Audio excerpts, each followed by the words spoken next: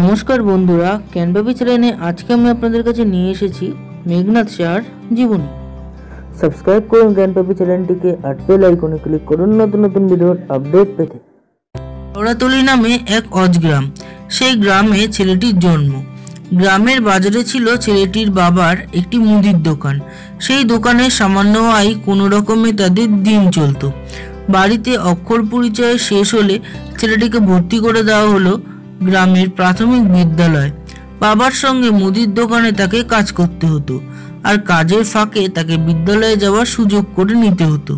খুব মেধাবী ছিল ছেলেটি, তাই অল্প সময় পড়াশোনা করে ক্লাসের পড়া তৈরি করে ফেলত। এভাবেই দোকানের কাজ বজায় রেখে পড়াশোনা করে একদিন প্রাথমিক বিদ্যালয়ের পাঠ সমাধা করে ভর্তি হলো 7 মাইল দূরের শিমুলিয়া গ্রামের মিডল স্কুলে। প্রতিদিন এতটা পথ যাতায়াত খুব সহজ নয়, তাই স্কুলের কাছে এক চিকিৎসকের বাড়িতে তাকে থাকতে হতো। কিন্তু সেখানেও কাজ, দরকারে সেই বাড়ির নানা কাজকর্ম, এমনকি বাসন পর্যন্ত মাজতে হতো তাকে। দিনভর অক্লান্ত পরিশ্রমের পর বাধ্য হয়েই বেশিরভাগ দিন রাত জেগে পড়াশোনা করতে হতো তাকে। ছেলেটির এইসব দুঃখ কষ্টের দিনগুলোর কথা বড় হয়েও ভুলতে পারেনি কোনোদিন। মিডল স্কুলের পরীক্ষায় সেই ছেলেটি ঢাকা বিভাগে প্রথম স্থান অধিকার করলো এবং বৃত্তি লাভ করে সেই ছেলেটি ঢাকা কলেজিয়েট স্কুলে ভর্তি হলো। সেই সময় 1905 খ্রিস্টাব্দে দেশব্যাপী বঙ্গভঙ্গ বিরোধী আন্দোলনের প্রবল জোয়ার। চারিদিকে বিক্ষোভ মিছিল, প্রতিবাদ সভা। রাজনৈতিক অবস্থার মধ্যে সেই ছেলেটি জড়িয়ে পড়ল। সেই সময় ওখানকার গভর্নর ছিলেন ফুলার সাহেব। তিনি তাদের স্কুলে পরিদর্শনে এলে অন্যান্য ছাত্রদের সঙ্গে ছেলেটিও বিক্ষোভ দেখালো।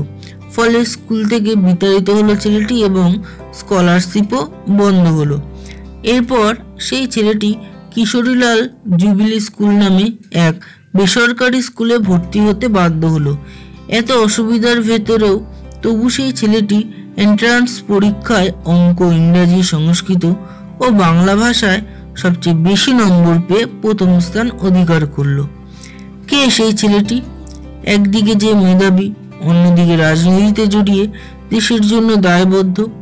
ছেলেটির নাম মেঘনাদ সাহা, যিনি পরবর্তীকালে একদিন অসাধারণ মেধা ও অধ্যবসায়ের বলে সূর্যের মধ্যে calcium, strontium, barium, hydrogen, helium প্রভৃতি মৌলের আয়নমাত্রা অঙ্ক কষে বার করে দিয়েছিলেন। তিনি পরবর্তীকালে একদিন বিজ্ঞানের প্রয়োজনে রাজনীতিতে যোগ দিয়ে লোকসভার সদস্য নির্বাচিত হয়ে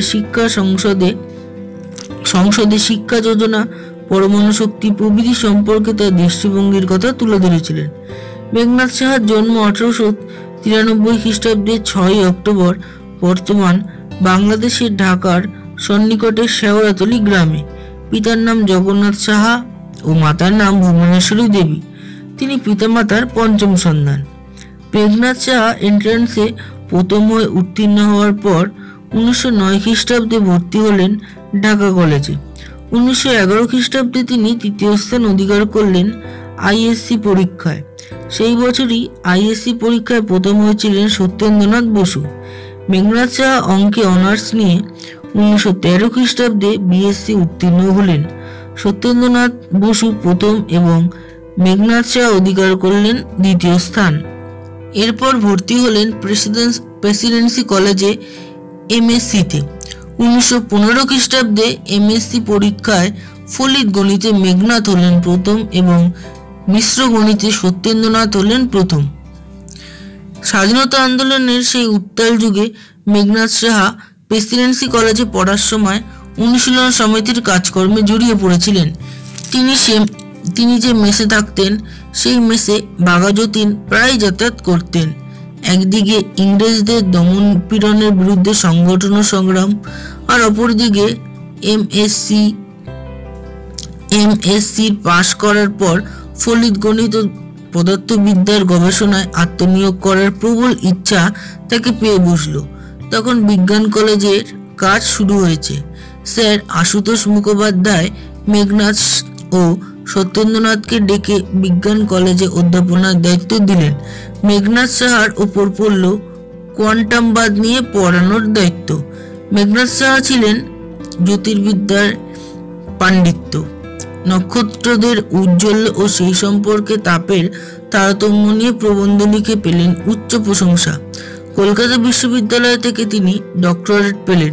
1921 খ্রিস্টাব্দে নাগাদ তার উল্লেখযোগ্য অবদান সূর্যের বায়ুমণ্ডলের বিকিরণ ঘটিত সাম্য ব্যবস্থা ও নির্বাচনমূলক চাপ, হাইড্রোজেনের গৌণ বর্ণালী এবং সৌর ক্রোমোস্ফিয়ার আয়নন, এসবের জন্য তিনি বিশ্বজুড়ে খ্যাতি লাভ করেছিলেন।